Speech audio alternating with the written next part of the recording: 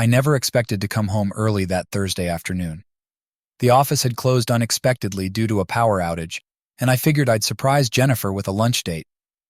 As I pulled into our driveway, something didn't feel right. Mark's car, a sleek black BMW, was parked out front. Mark, her boss. Why was he here in the middle of the day? A cold knot formed in my stomach as I quietly stepped out of my car. The closer I got to the house, the louder my pulse pounded in my ears. I approached the front door and turned the knob as quietly as I could. It was unlocked, which was strange since Jennifer was always careful about locking the door. I walked in, and the house was eerily silent except for the muffled voices coming from upstairs. I took a deep breath and made my way up, each step feeling heavier than the last.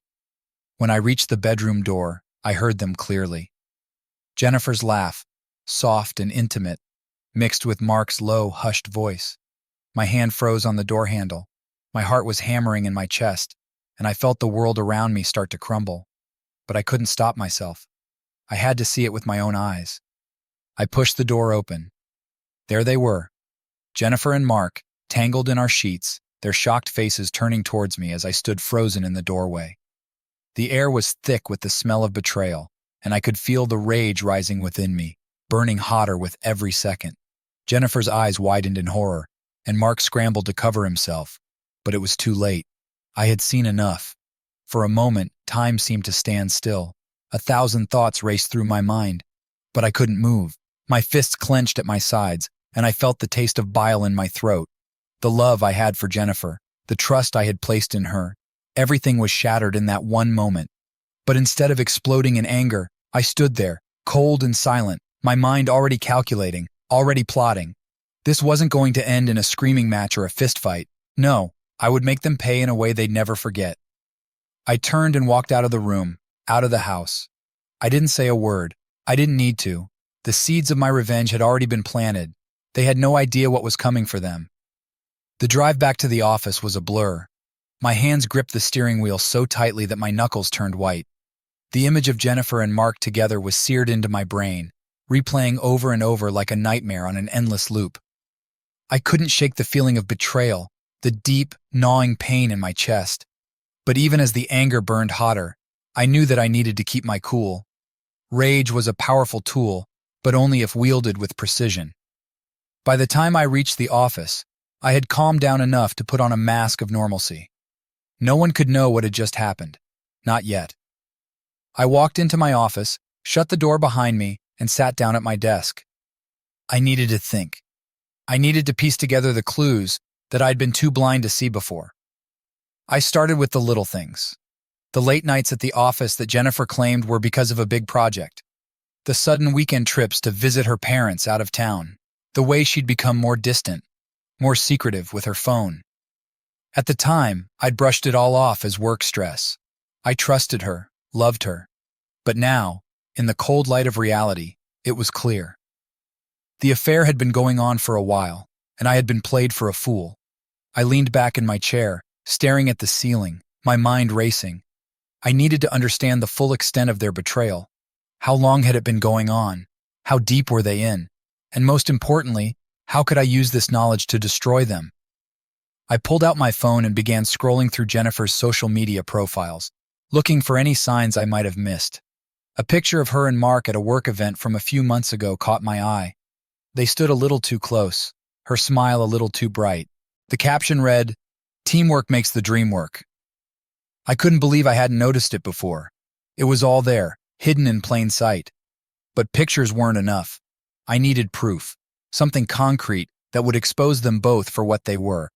I knew I had to get into her phone, her emails. Jennifer was always careful with her passwords, but she wasn't as cautious as she thought. I had watched her enter it enough times to remember the combination of numbers and letters. That evening, when Jennifer returned home, I acted as if nothing had happened.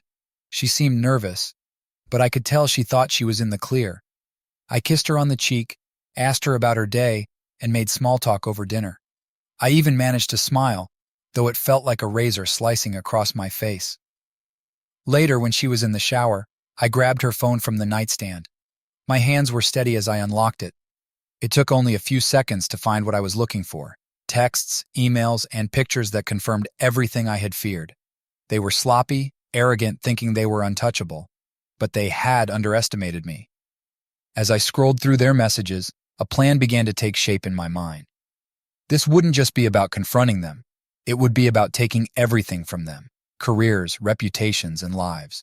They wouldn't see it coming until it was too late. And when I was done, they would both wish they had never met me. I put the phone back in its place just as Jennifer stepped out of the bathroom, steam billowing around her. She smiled at me, and I smiled back, the perfect picture of a loving husband. Little did she know, the clock had already started ticking. The countdown to their downfall had begun. The days that followed were a masterclass in deception. I played my part perfectly, masking the growing storm inside me with a calm, collected exterior. Jennifer seemed to buy it, my act of forgiveness, the illusion that I had somehow moved past what I'd witnessed. She grew more relaxed, more comfortable, and that was exactly what I wanted. The more at ease she became, the easier it was to lay the groundwork for my plan. Every morning, I kissed her goodbye as she left for work, pretending that nothing had changed between us. In reality, everything had changed. My love for her had curdled into something dark and vengeful, and I was determined to make her and Mark pay for what they had done. But I couldn't rush it. I needed time to gather all the evidence I would need, to ensure that when the moment came, it would be devastating. I started with the cameras. While Jennifer was at work, I installed discreet surveillance equipment throughout the house. Cameras in the living room, the kitchen, and most importantly, the bedroom. I even placed a voice-activated recorder in her car.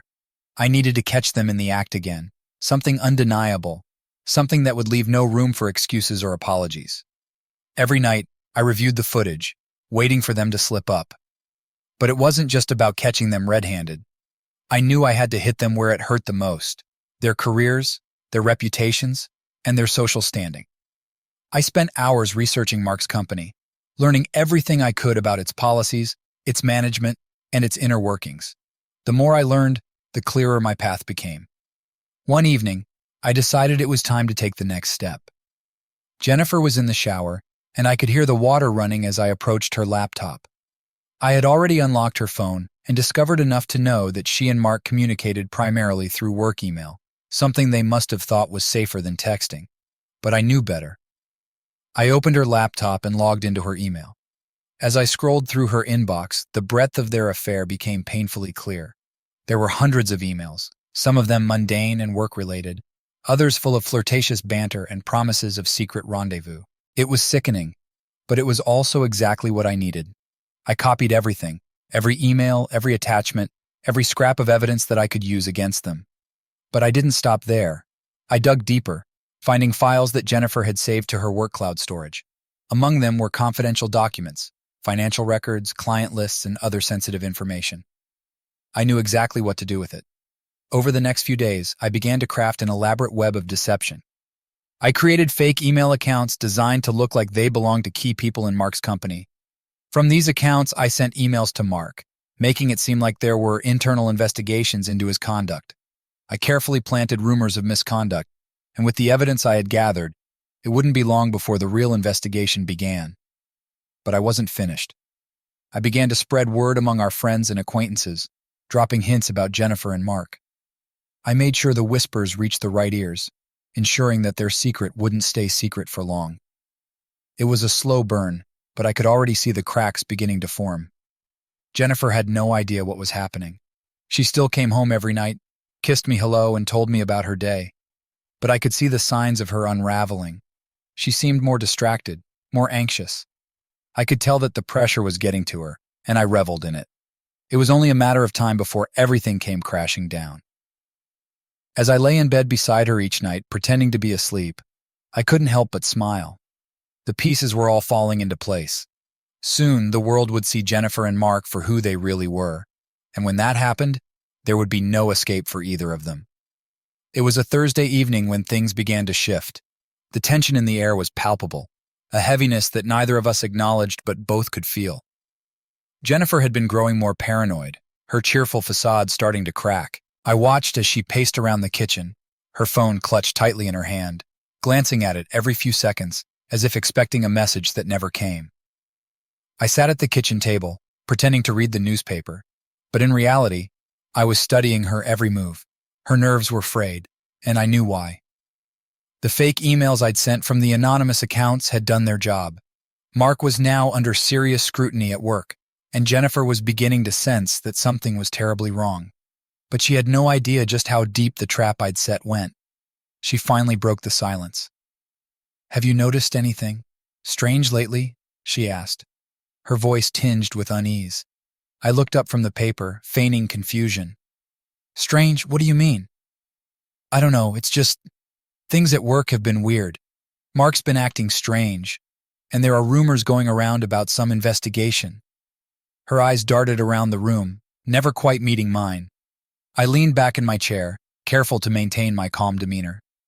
"Maybe it's just office politics. You know how companies can be." She nodded, but I could see the doubt in her eyes.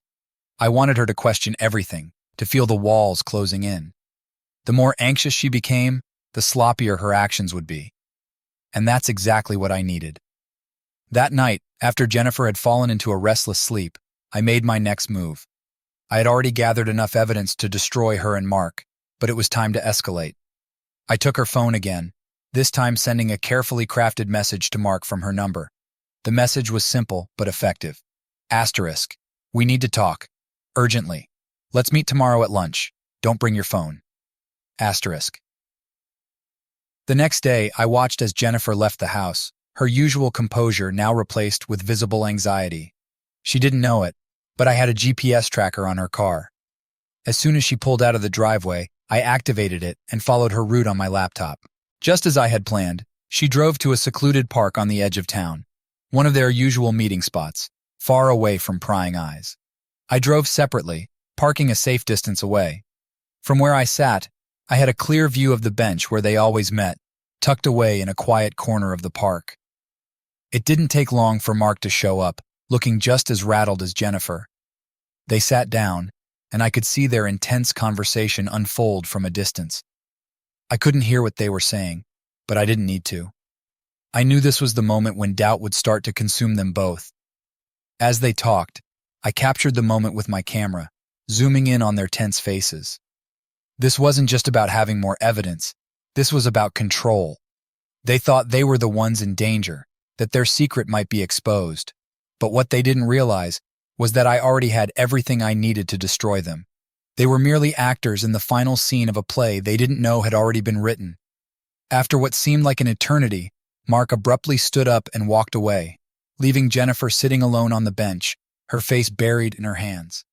I watched as she slowly got up, wiping away tears, and made her way back to her car. When I returned home, Jennifer was already there, sitting on the couch with a glass of wine in her hand. She looked up at me as I walked in, her eyes red and tired. "It's been a rough day," she said, her voice barely above a whisper. I sat down beside her, placing a comforting hand on her knee. "I'm here for you, Jen. Whatever it is, we'll get through it."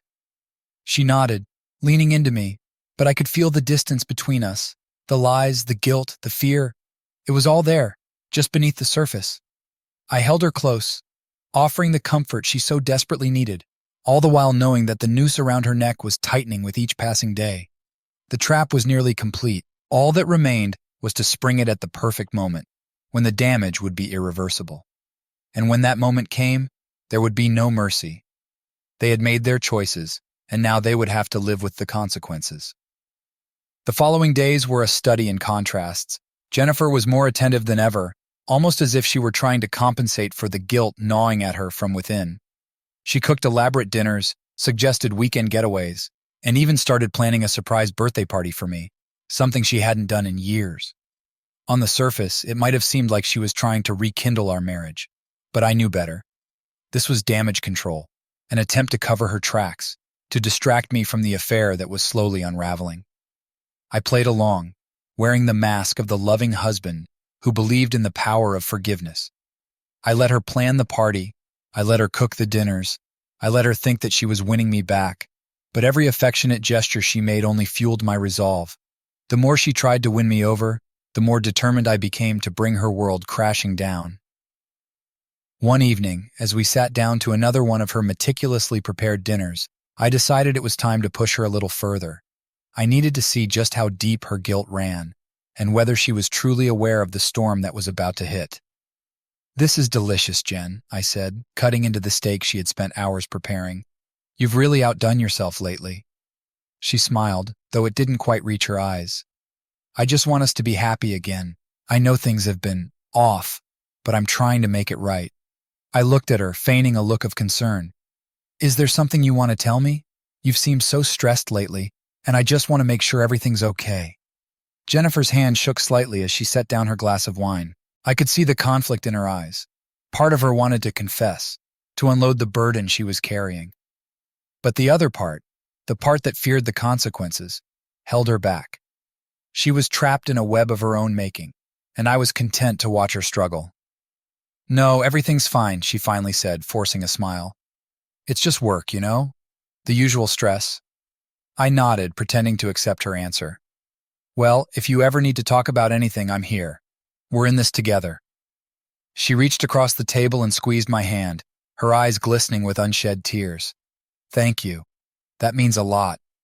I squeezed her hand back, offering her the comfort she so desperately sought, even as I prepared to twist the knife further.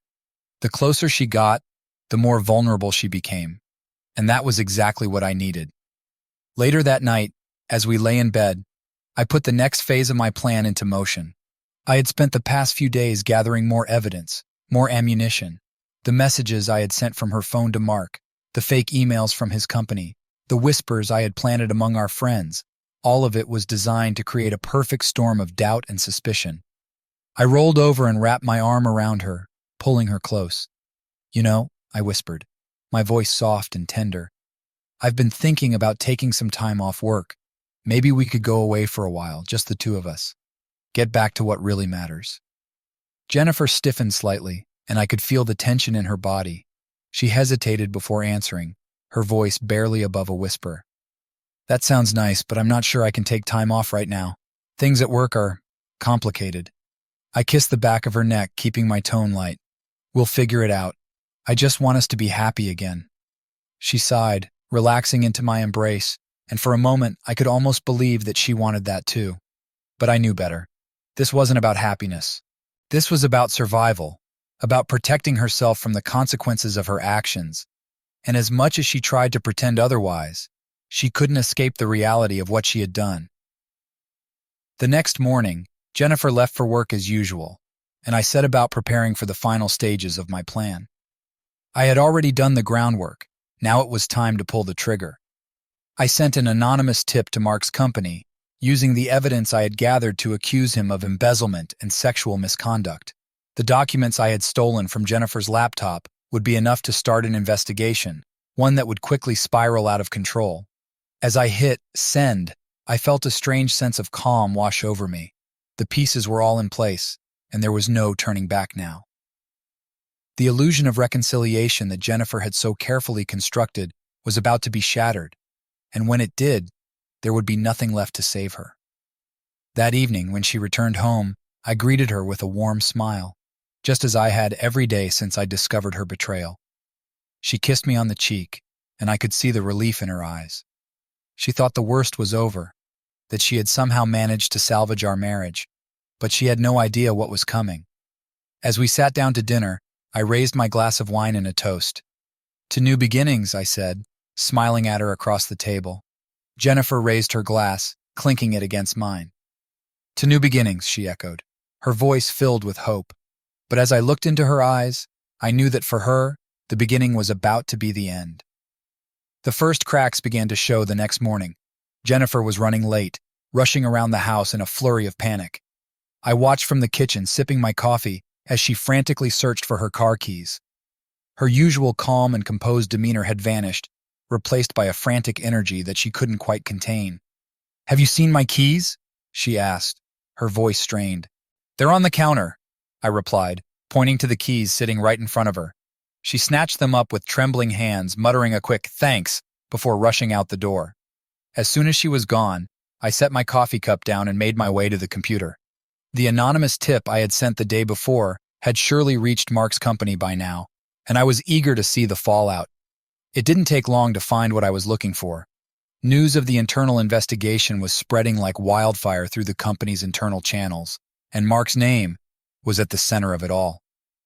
I couldn't help but smile as I read the messages between employees speculating about the accusations. Mark had been summoned to HR for questioning, and his office had been locked down while they conducted a search. The walls were closing in on him, just as I had planned. I spent the day monitoring the situation from a distance, watching as Mark's world began to crumble. By the afternoon, the news had leaked to a few industry blogs, and it was only a matter of time before it became public knowledge. I knew that once it did, Mark's career would be over. There was no coming back from something like this, especially not with the mountain of evidence I had provided. That evening, when Jennifer returned home, she looked exhausted. Dark circles had formed under her eyes, and she seemed to have aged overnight. She dropped her bag on the floor and collapsed onto the couch, burying her face in her hands. "Rough day?" I asked, feigning concern as I sat down beside her. She nodded, not looking up. "You have no idea. Mark's in serious trouble. There's this investigation going on, and it's a mess." I placed a comforting hand on her shoulder. "What's going on? Is there anything you can do to help?" She finally looked up at me, her eyes filled with fear and uncertainty. "I don't know. There are rumors that he's been accused of embezzlement and other things. They're saying he could lose his job, that he might even go to jail." I leaned in, my voice gentle. "You've always told me how careful Mark is. Do you think there's any truth to these accusations?" Jennifer hesitated, her eyes darting away from mine. "I don't know. I mean, Mark can be pushy sometimes, but I never thought he'd do anything illegal. But now I'm not so sure. People at the office are talking, and it's making me question everything." I nodded sympathetically, even as I savored her doubt. She was starting to see the cracks in the facade, starting to realize that the man she had thrown everything away for might not be who she thought he was, and it was only going to get worse. As the days went by, the pressure mounted. Mark's company had suspended him pending the outcome of the investigation, and the media had picked up the story, turning it into a full-blown scandal. Jennifer was caught in the middle of it all, and I could see the strain it was putting on her. She was jumpy, distracted, and increasingly paranoid.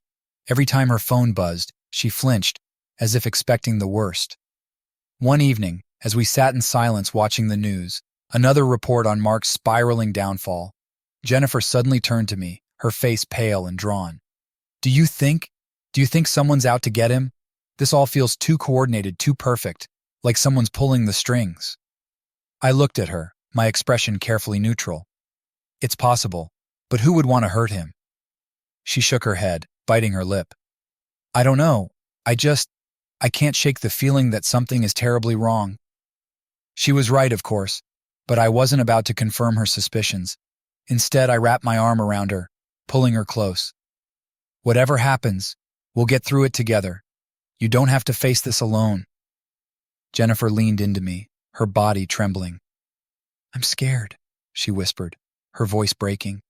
"I know," I replied, my tone soothing. "But I'm here for you. We'll figure this out." As I held her, I could feel her grip on reality slipping.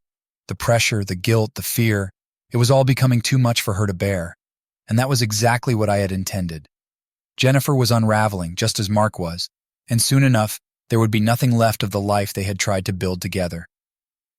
The next morning, Jennifer was even more of a wreck. She barely touched her breakfast, her hands shaking as she attempted to eat. I watched her with a mixture of satisfaction and pity. She had brought this on herself, but there was still a part of me that almost felt sorry for her. Almost. As she got up to leave, I stood and gave her a long, lingering hug. "Remember, Jen, I'm always here for you. If you need anything at all, just let me know." She nodded, her eyes brimming with tears. "Thank you. I don't know what I'd do without you." I watched her leave, her shoulders slumped and her steps heavy. As the door closed behind her, I allowed myself a small smile. The unraveling was nearly complete. Soon Jennifer and Mark would be nothing but ruins, and I would be the one left standing amidst the wreckage, victorious. The unraveling reached its peak on a Thursday afternoon. I was at home, meticulously preparing the final pieces of my plan, when I got the call from Jennifer. Her voice was shaky, almost hysterical, and I could hear the chaos in the background. "Daniel, I need you to come to the office, now," she said, her words tumbling out in a rush. "What's going on?" I asked, already knowing the answer, but playing my part to perfection. "It's Mark. The police are here. They're taking him away," she said, her voice breaking. I feigned shock, my heart racing with the thrill of it all. "I'll be there as soon as I can." I hung up and took a moment to savor the victory. Everything had gone exactly as I had planned. The anonymous tip, the planted evidence, the whispers and rumors, it had all led to this moment. Mark was being arrested, and Jennifer was about to be pulled down with him. I arrived at her office to find the place in turmoil. Employees were gathered in small clusters, whispering to each other, their eyes wide with shock and disbelief. Mark was being escorted out in handcuffs, his face a mixture of anger and fear. He didn't see me as he was led past, but I didn't need him to. His world was crumbling, and he was powerless to stop it. Jennifer was standing in the hallway, her face pale and her eyes red from crying. She looked at me with a mixture of desperation and relief as I approached. "Daniel, I don't know what to do," she said, her voice trembling. I pulled her into my arms, holding her tightly as she shook with sobs. "It's going to be okay, Jen. We'll figure this out." She clung to me as if I were her lifeline, the only thing keeping her from drowning in the chaos. But I knew that this was just the beginning. The worst was yet to come. As we left the office, Jennifer was in a daze, barely aware of the world around her. I drove her home, keeping the conversation light, pretending to be the supportive husband she so desperately needed. But my mind was already racing ahead, planning the next move. That evening, after Jennifer had fallen into an exhausted sleep, I went to the computer and accessed the email account I had created for this very purpose. It was time to send the final blow, the one that would destroy any hope Jennifer had of salvaging her life. I composed a message to the HR department of Jennifer's company, using the evidence I had gathered to accuse her of complicity in Mark's crimes. I included copies of the emails they had exchanged, financial documents that I had manipulated to make it look like Jennifer had been involved in the embezzlement, and details about their affair that would tarnish her reputation beyond repair.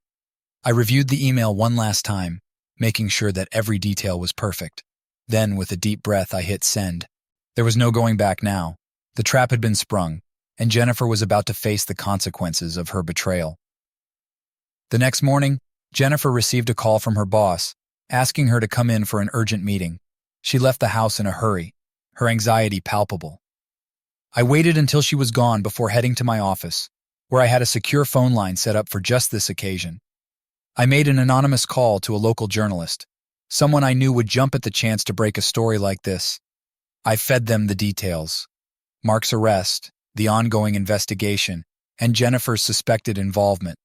I knew they would run with it, turning the scandal into a full-blown media frenzy. By the time Jennifer returned home that evening, the news had already broken.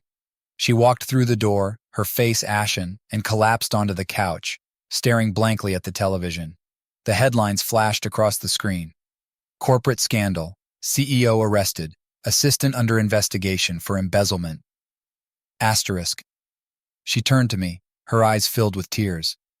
"They think I'm involved, Daniel. They're saying I knew about everything, that I helped him." I sat down beside her, taking her hand in mine. "You didn't, Jen. We both know that. But you need to fight this. You need to tell them the truth." She shook her head, her tears flowing freely now. "They don't believe me. I've been suspended. They're launching an investigation, and if they find anything..." Her voice trailed off, the weight of what was happening crashing down on her. I pulled her into my arms, whispering words of comfort, even as I reveled in her despair. She had no idea that the man she was clinging to was the one who had orchestrated her downfall. That night, Jennifer barely spoke, lost in her own thoughts as she tried to make sense of what was happening. I kept up the facade, acting as the supportive husband, all the while knowing that her world was collapsing around her. By the next morning, the full scope of the scandal had become clear. The media was in a frenzy, and Jennifer's name was being dragged through the mud alongside Mark's. Her phone rang constantly, but she didn't answer, too overwhelmed to face the onslaught of questions and accusations. The investigation moved quickly. Within days, Jennifer was formally charged with complicity in Mark's crimes. Her bank accounts were frozen, her assets seized, and she was facing the very real possibility of prison time. And through it all, I was there, watching her unravel piece by piece. The confident, self-assured woman who had betrayed me was gone, replaced by someone who was broken, desperate, and alone. The final straw came when she received a letter from her lawyer, informing her that the evidence against her was overwhelming and that her best option was to cooperate with the authorities in exchange for a reduced sentence. When she read the letter, the last bit of hope drained from her eyes. She turned to me, her voice hollow. "What am I going to do, Daniel? My life is over." I looked at her, my expression carefully controlled, and said, "You'll get through this, Jen. You're strong. We'll figure something out." But as I held her, I knew that there was nothing left to figure out.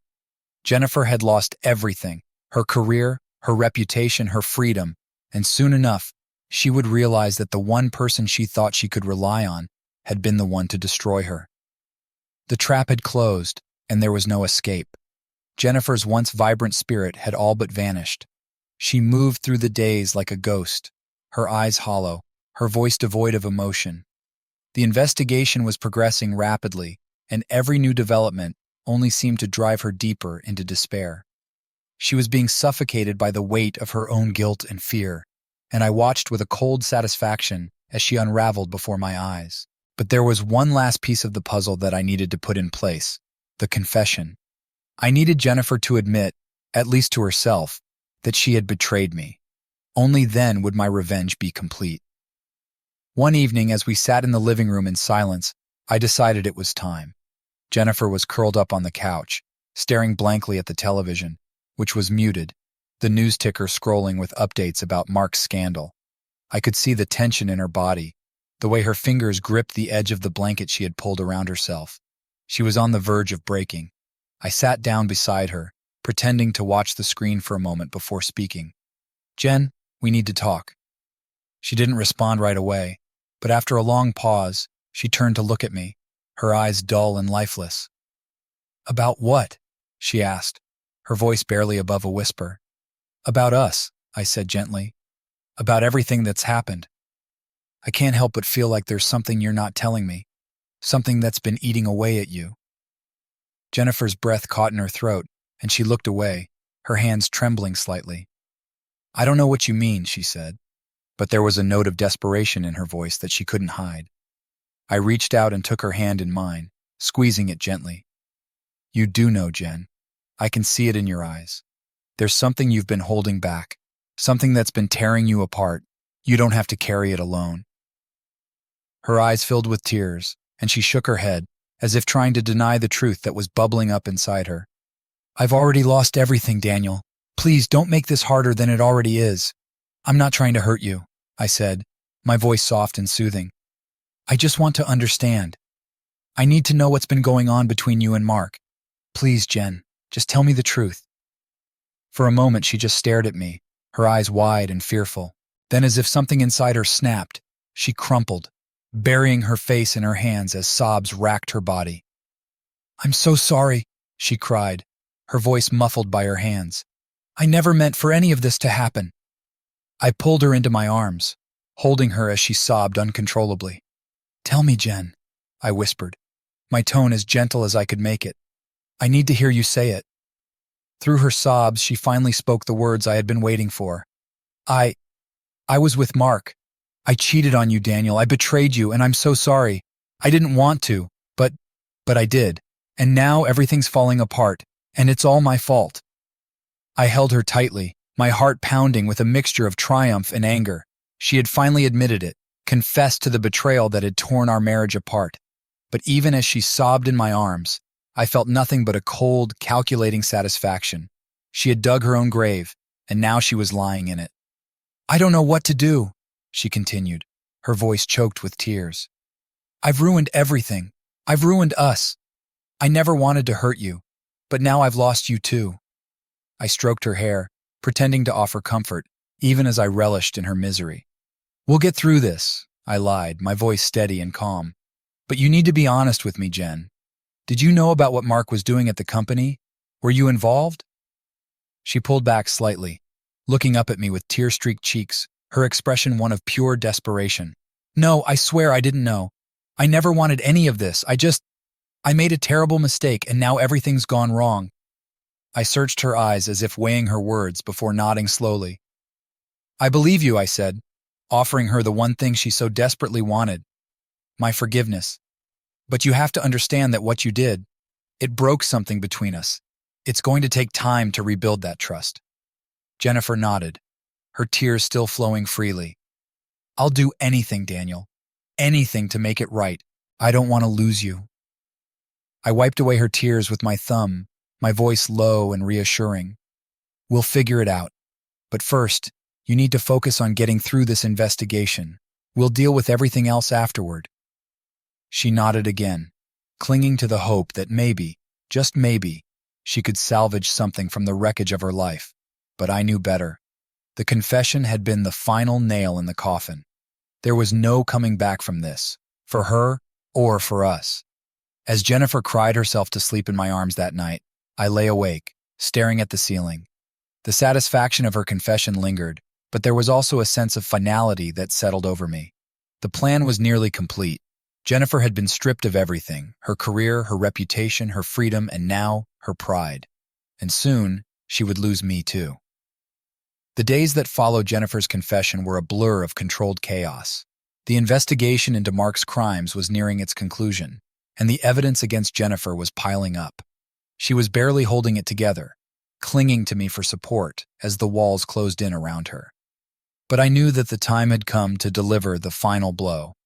I waited until the weekend, when Jennifer would be most vulnerable, to set the stage for what would be the ultimate betrayal. It was a Saturday afternoon, and we were both at home, the tension between us thick and suffocating. She had been avoiding the news, unable to bear seeing her name dragged through the mud, but I had made sure to stay informed. I needed to know exactly when to strike. The moment arrived when Jennifer received a phone call from her lawyer. I watched as she listened to the voice on the other end, her face draining of color, her hand shaking as she clutched the phone. "What is it?" I asked, pretending to be concerned. They've offered me a deal," she said, her voice trembling. "If I cooperate, if I testify against Mark, they'll reduce the charges. I won't go to prison, but I'll have to plead guilty to something, Daniel. My career will be over, and I'll be marked for life." I feigned shock and sympathy, even as my mind raced with the possibilities. This was it, the moment I had been waiting for. Jennifer was at her most desperate, and now she would do anything to avoid the complete destruction of her life. I sat down beside her, taking her hand in mine. "You need to do what's best for you, Jen.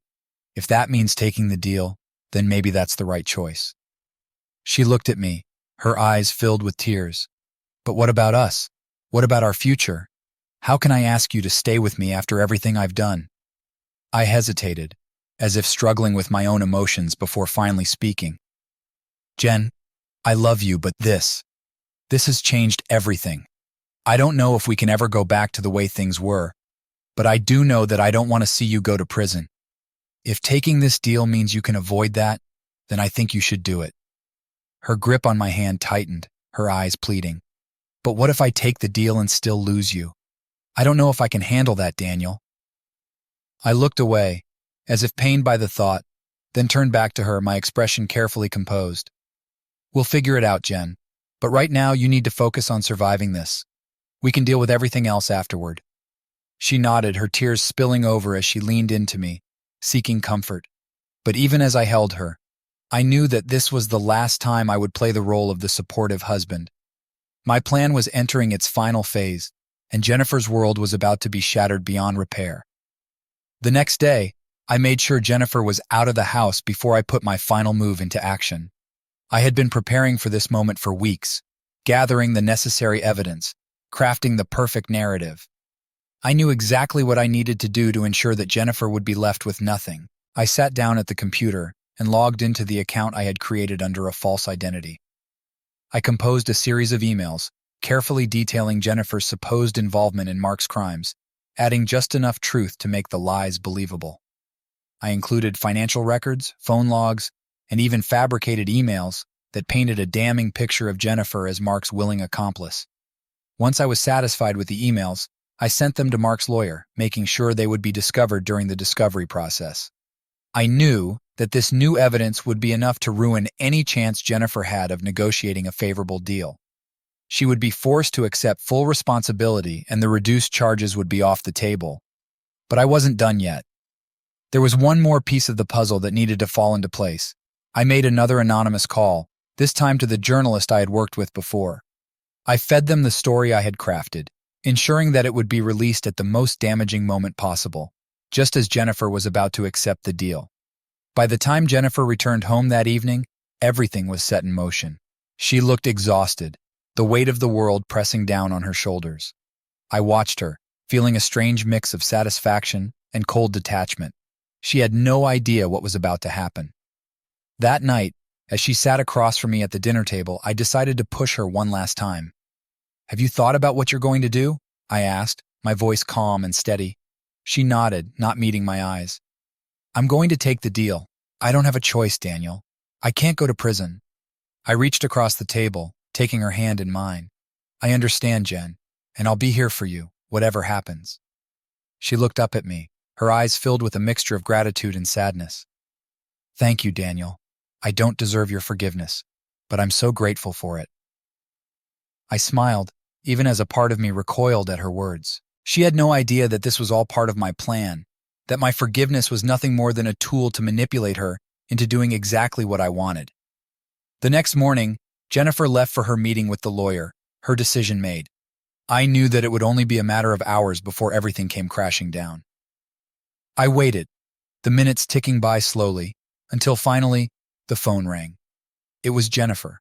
Her voice was trembling, barely above a whisper. "Daniel, they found new evidence. They're saying I'm more involved than they thought. The deal is off. They're going to press full charges." I could hear the terror in her voice, the realization that her worst fears were coming true.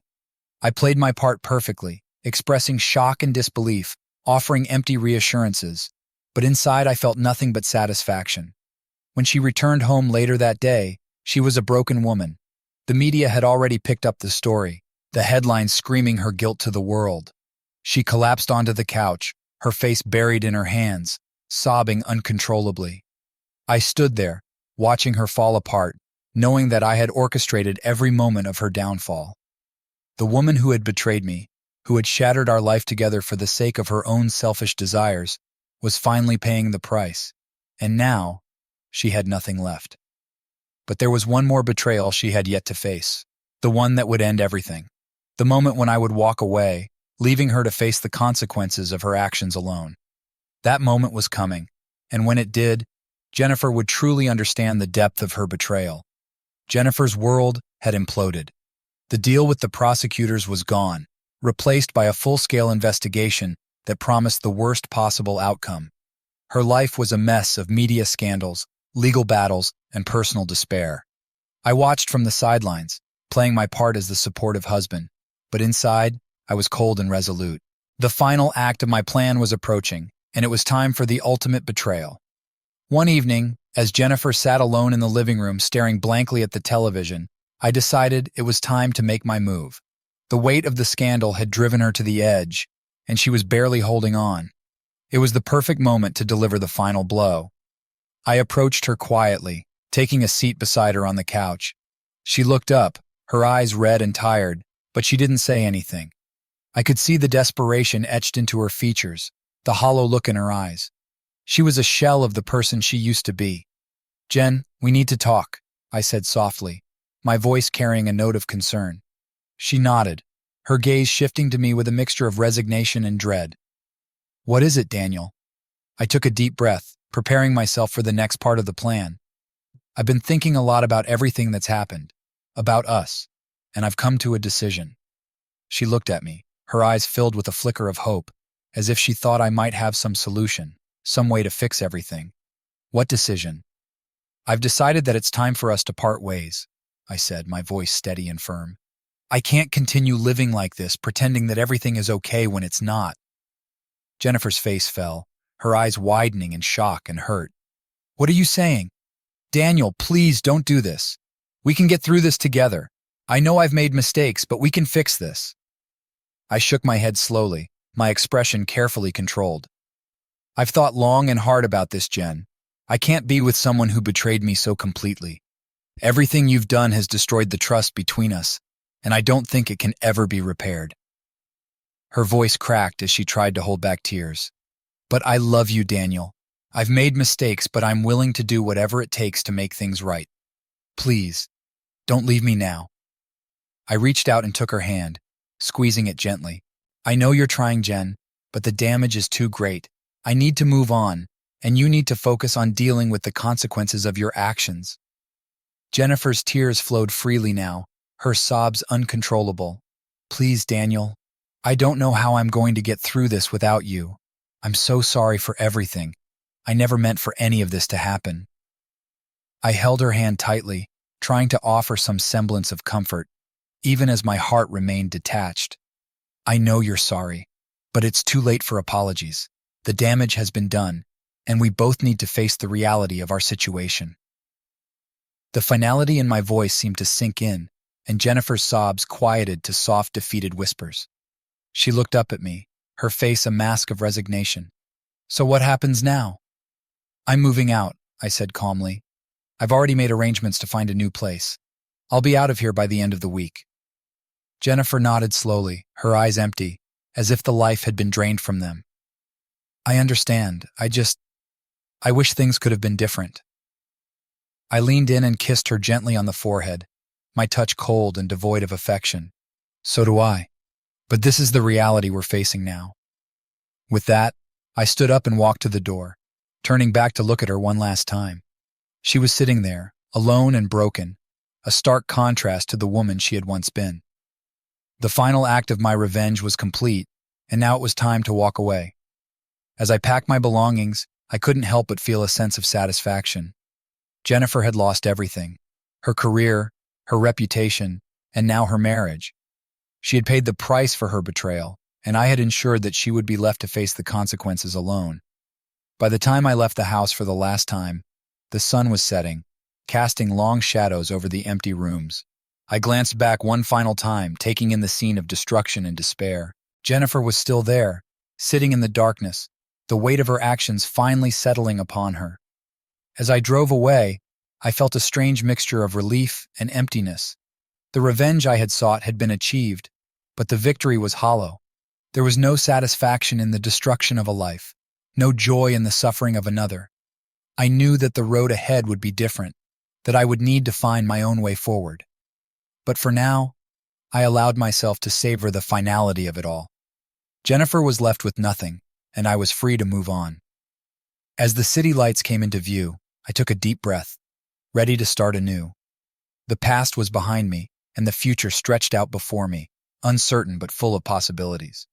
The end of one chapter had come, and now it was time to begin a new one. The weeks that followed Jennifer's departure from my life were a whirlwind of changes.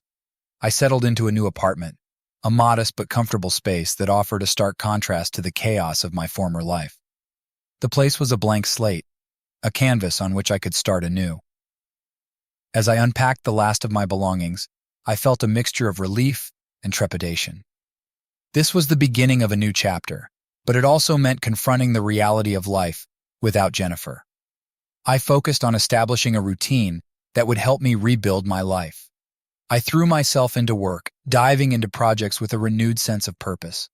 The distraction was welcome, and the challenges at work helped me focus on something other than the emotional fallout of the past few months. My colleagues noticed the change in me, more focused, more driven, and they responded with encouragement and support. On weekends, I explored the city, taking long walks and discovering new places.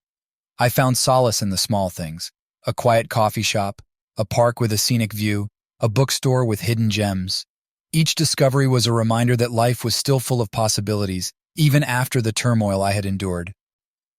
During this time, I also began to reconnect with old friends and make new ones.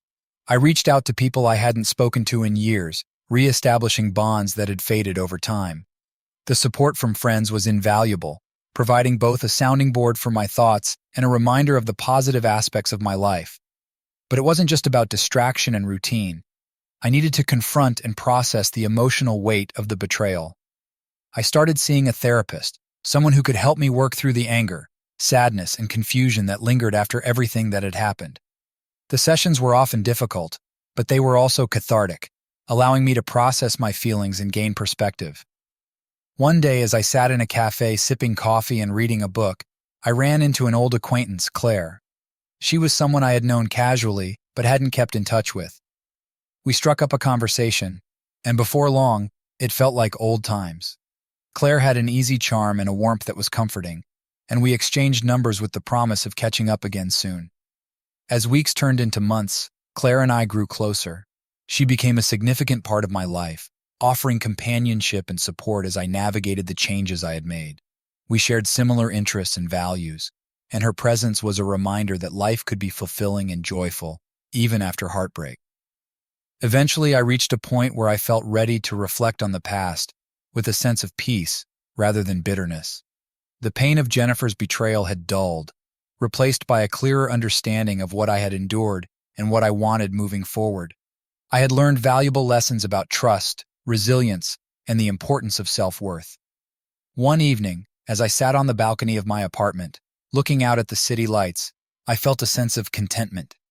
The new beginning was not without its challenges, but it was also full of potential. I had rebuilt my life piece by piece, and though the scars of the past remained, they no longer defined me.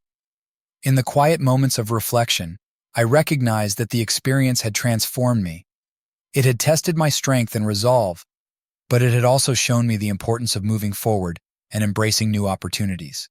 I was no longer the man who had been betrayed. I was someone who had emerged from the ordeal stronger and more self-aware. As I prepared for the future, I did so with a renewed sense of hope and determination. Life was unpredictable, but it was also full of possibilities. And with that, I looked forward to the new chapter of my life with optimism and courage, ready to embrace whatever came next. It was a crisp autumn afternoon when my past unexpectedly collided with my present. I was at a charity event in downtown Chicago, something I had decided to attend as part of my ongoing efforts to reconnect with the community and immerse myself in new experiences. The event was a fundraising gala for a cause close to my heart, and I had spent the evening mingling with old acquaintances and making new connections. The venue was beautifully decorated, with elegant lights casting a warm glow over the room. I was enjoying a quiet moment near the bar, reflecting on the progress I had made and the new path I was forging, when I heard a familiar voice behind me. "Daniel, is that you?" I turned around, my heart skipping a beat as I faced Jennifer. She looked different from the last time I had seen her. More subdued, her once confident demeanor replaced by a weariness that was evident in her eyes. She was dressed elegantly, but with a look of tentative hope as she approached me. "Jennifer," I said, my voice steady despite the rush of emotions. "I didn't expect to see you here." "I know," she said, offering a hesitant smile. "I wasn't sure if I should come, but I needed to. I've been trying to move on too, and I thought maybe it would be good to see you again." I could see the struggle in her eyes, a mix of regret and longing. She seemed genuinely sincere, but I was wary, knowing that our past was a complicated and painful chapter. Still, I decided to engage in conversation, if only to gain some closure and to see how she had changed. "How have you been?" I asked, trying to keep my tone neutral. Jennifer took a deep breath, her gaze meeting mine with a sense of vulnerability. "It's been tough. The past few months have been a whirlwind. I'm still dealing with the fallout from everything, but I'm trying to move forward. I'm seeing a therapist, working through my mistakes, and trying to rebuild my life." I nodded, taking in her words. "I'm glad to hear you're getting the help you need. It's important to face what happened and learn from it." Jennifer's eyes softened, and she took a small step closer. "Daniel, I wanted to apologize again, not just for what I did, but for how I handled everything. I didn't fully realize the impact of my actions until it was too late. I know I've hurt you deeply, and I am truly sorry." Her apology was heartfelt, and I could see the remorse in her eyes. It was a far cry from the defensiveness and denial I had seen before. I appreciated the gesture, but I also knew that forgiveness was a complex and personal journey, one that I had already worked through in my own way.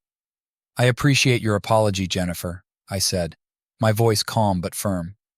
"It means a lot to hear it, even though the past cannot be changed. I've worked through my feelings, and I'm focused on moving forward." Jennifer nodded, a tear escaping down her cheek. "I understand. I just wanted to let you know that I'm working to become a better person, and I hope that one day you can find it in yourself to forgive me." I offered her a small, reassuring smile. "I wish you the best in your journey, Jennifer. I hope you find peace and happiness in the future." We stood there for a moment, a silent acknowledgement passing between us. It was a bittersweet encounter, one that brought a sense of closure, but also reminded me of the pain and complexity of our shared history. As we parted ways, I felt a sense of calm wash over me. Seeing Jennifer again had been unexpected, but it had also been a reminder of how far I had come. The past was behind me, and the future was open and full of possibilities. As I left the event, I walked through the crisp autumn air with a renewed sense of clarity. The encounter with Jennifer had been a final piece of closure, a way to acknowledge the past while firmly moving forward. I was ready to embrace the new chapter of my life with optimism and resilience, knowing that I had faced my past and emerged stronger. Months had passed since the unexpected encounter with Jennifer, and my life had continued its steady course of renewal and growth. The autumn leaves had given way to winter's chill, and with the changing seasons came new opportunities and fresh beginnings. I was firmly established in my new routine, and the scars of the past were fading into the background. Claire had become a significant presence in my life. Our relationship had grown deeper and more meaningful as we continued to explore our shared interests and values. We enjoyed quiet evenings together, engaging in long conversations and building a connection that felt both natural and fulfilling. I found myself looking forward to our time together, feeling a sense of contentment and partnership that had eluded me for so long. One day, Claire and I decided to take a weekend trip to a nearby town known for its charming scenery and historic landmarks. It was a chance to escape the city and enjoy some time together away from our everyday routines. As we drove through the picturesque countryside, I couldn't help but reflect on how much my life had changed since Jennifer's betrayal. We arrived at our destination and settled into a cozy bed and breakfast, a quaint place with a warm, inviting atmosphere. The trip was everything I had hoped for, a chance to relax, enjoy each other's company, and explore new surroundings. We spent our days wandering through the town's streets, visiting local shops, and taking in the stunning winter landscapes. On the second evening of our trip, Claire and I decided to have a quiet dinner at a local restaurant. It was a charming, intimate place with a rustic feel, and we enjoyed a meal by the fireplace, the crackling fire providing a comforting backdrop to our conversation. As we finished our meal and enjoyed dessert, Claire looked at me with a thoughtful expression. "Daniel, I've been thinking about us, about how much we've been through and how we've grown together. I want you to know that I'm really happy with where we are." Her words filled me with warmth and gratitude. "I feel the same way, Claire. Being with you has brought a sense of peace and joy into my life that I didn't think I'd find again." Claire reached across the table, taking my hand in hers. "I know our pasts are part of who we are, but I also know that we have the power to shape our future. I want to build that future with you, if you're willing." Her words struck a chord deep within me. I had come to realize that despite the pain of the past, there was a possibility of happiness and fulfillment in the present. Claire's presence in my life was a testament to the fact that love and connection could emerge from even the darkest of times. "I'd like that," I said, my voice filled with sincerity. "I want to build a future with you, to embrace whatever comes next together." We shared a heartfelt moment, knowing that our journey was just beginning. The past was a part of us, but it no longer defined our future. We were building something new and meaningful, and that was enough. The rest of our trip was filled with joy and exploration. And as we returned home, I felt a renewed sense of purpose. My life was no longer dominated by the shadow of betrayal. Instead, it was illuminated by the promise of new beginnings and the warmth of genuine connection. As I settled back into my routine, I carried with me a sense of optimism and resilience. The challenges of the past had made me stronger, and the new relationships and opportunities in my life were a testament to my ability to move forward. I knew that the future was full of possibilities, and I was ready to embrace it with an open heart. With Claire by my side, I felt a renewed sense of hope and excitement for what lay ahead. Our journey together was just beginning, and I was eager to see where it would lead. As I looked to the future, I did so with a sense of confidence and anticipation, ready to embrace the new chapter of my life with open arms. As the new year dawned, life felt like a series of fresh starts. My relationship with Claire had deepened, and together we continued to build a life filled with laughter, support, and shared dreams. The wounds of the past had healed significantly, and I had found a sense of balance and contentment that I hadn't thought possible.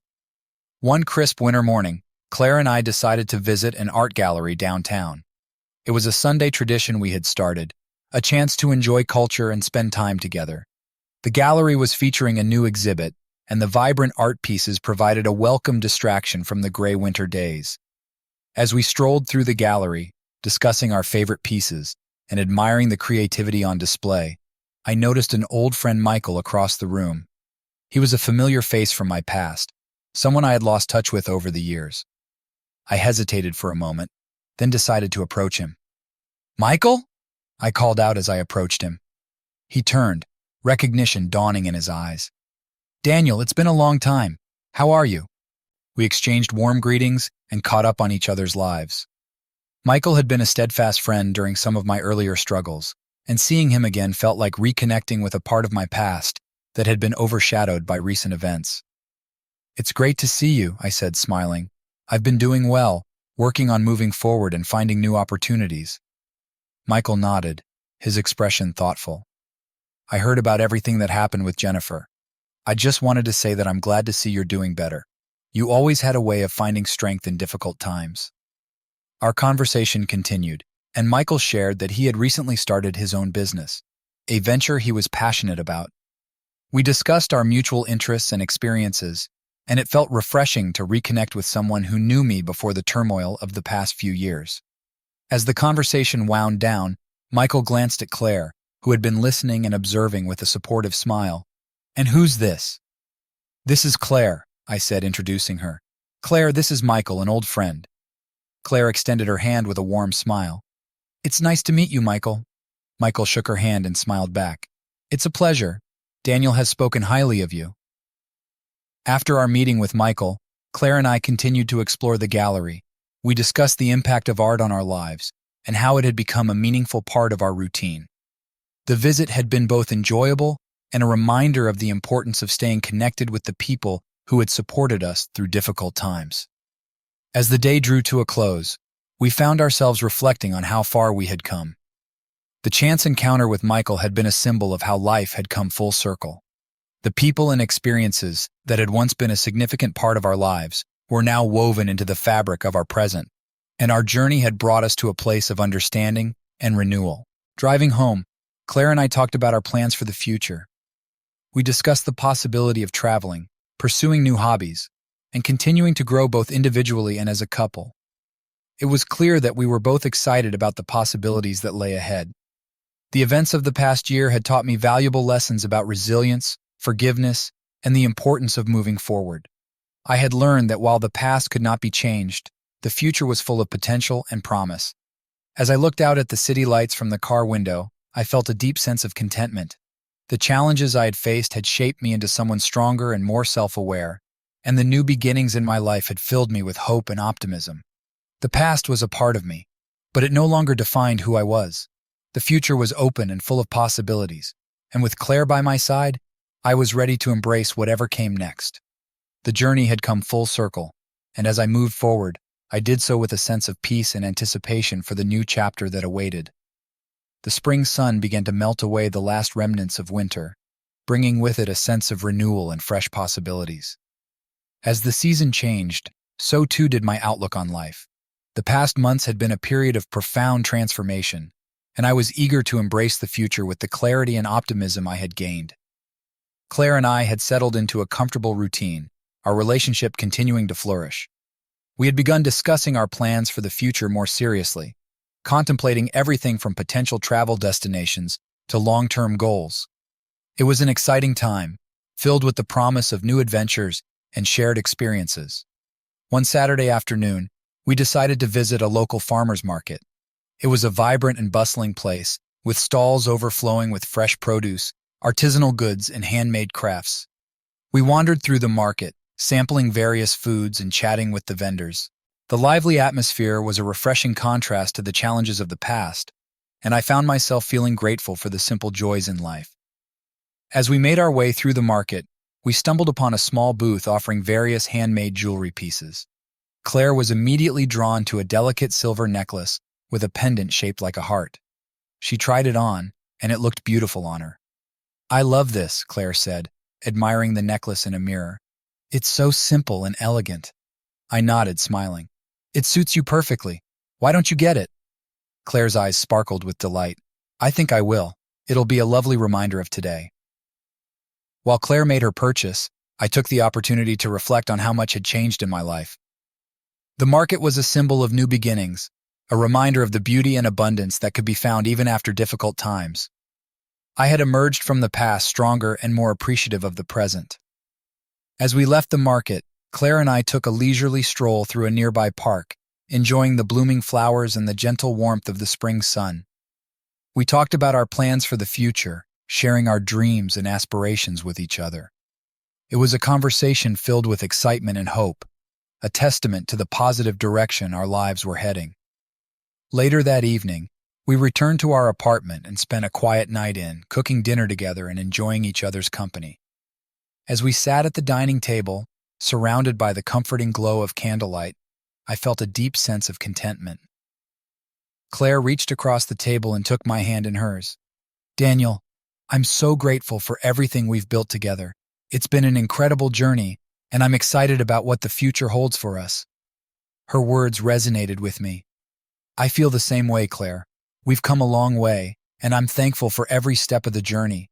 The future is full of possibilities, and I'm looking forward to facing it with you." As we enjoyed our meal and the warmth of each other's presence, I reflected on the lessons I had learned and the growth I had experienced. The past had shaped me, but it no longer held power over my future. I had found peace and fulfillment in the present, and I was ready to embrace whatever came next. In the weeks that followed, Claire and I continued to explore new opportunities and make plans for our future. We talked about travel, personal goals, and the life we wanted to build together. Each conversation was a reminder of the strength of our partnership and the potential that lay ahead. As the days grew longer and the weather warmed, I felt a renewed sense of optimism and excitement. The journey had been challenging, but it had also been transformative. I had learned to appreciate the beauty of life's unpredictability and to find joy in the moments that mattered most. With Claire by my side, I was ready to embrace the future with open arms. The past was a part of my story, but it no longer defined me. I had the tools, the support, and the resilience to face whatever challenges lay ahead.